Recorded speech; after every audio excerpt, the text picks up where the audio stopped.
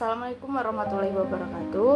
Baiklah, di sini saya akan mempresentasikan tugas individu pada mata kuliah Linguistik Historis Komparatif dengan materi awal mula bahasa serta teori timbulnya bahasa.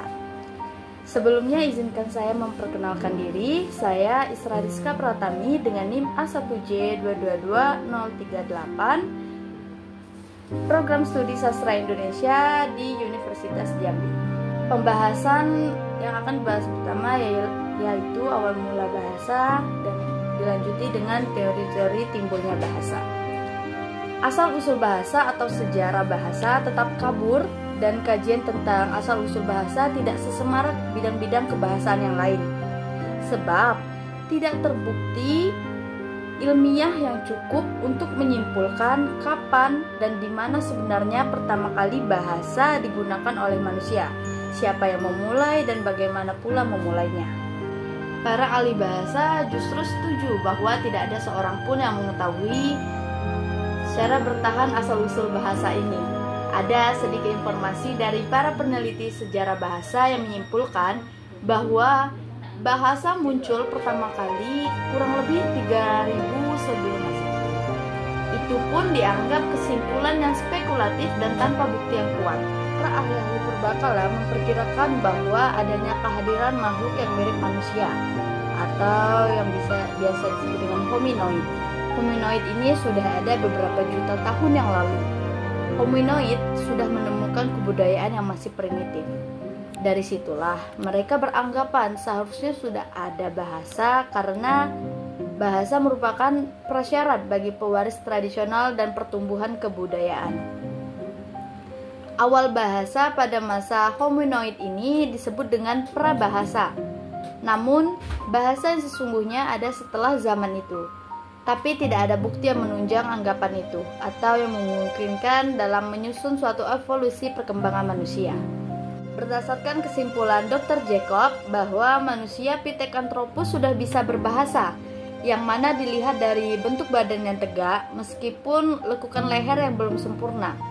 Menurut Dr. Jacob, badan tegak merupakan faktor yang sangat penting untuk memungkinkan adanya saluran suara yang sesuai untuk berkomunikasi verbal.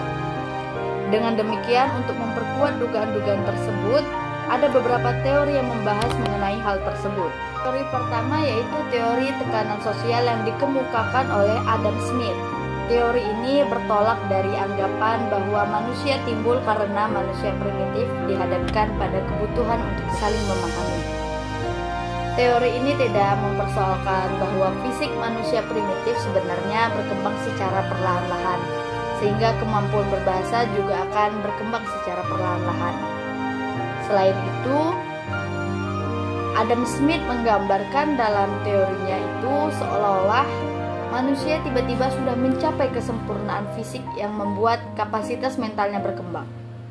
Lalu selanjutnya ada teori kedua yaitu teori onomatopik atau echoic atau imitasi bunyi atau gema yang dikemukakan oleh J.G. Herder. Teori ini mengatakan bahwa objek-objek diberi nama sesuai dengan bunyi-bunyi yang dihasilkan objek tersebut. Objek yang dimaksud adalah bunyi-bunyi binatang atau peristiwa alam.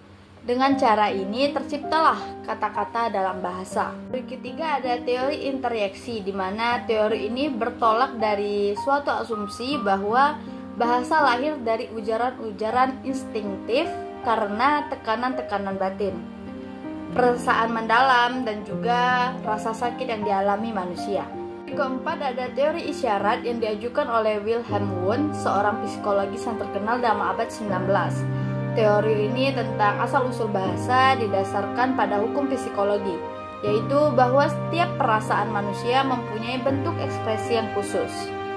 Teori kelima yaitu Jespersen menganggap bahwa bahasa manusia mulanya lebih bersifat puitis, yang dikemas dalam suatu yang menggembirakan dan indah.